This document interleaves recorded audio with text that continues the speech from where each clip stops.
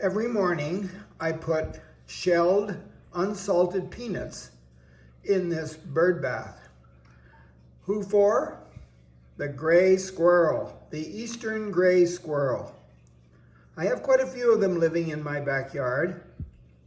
Some of them are gray, some of them are black. They all have bushy tails and pointed ears and big front teeth for gnawing because they're a rodent. And the word rodent, R-O-D-E-N-T, means gnawing animal. And the gray squirrel has two very big front teeth for gnawing and breaking things open. And the two front teeth never stop growing throughout their whole life. So they have to keep gnawing on stuff.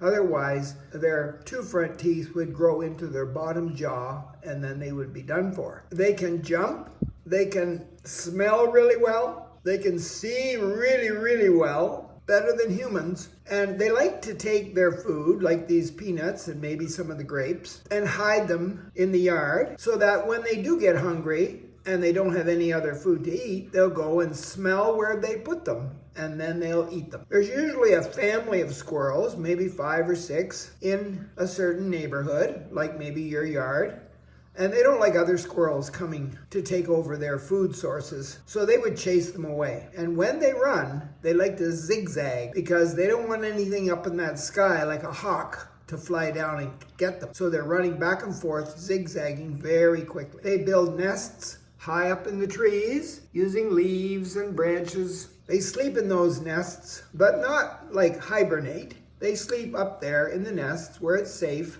and warm, and then they come out and look for food all winter long. So I think that they're important just like we're important, so they need help with their food.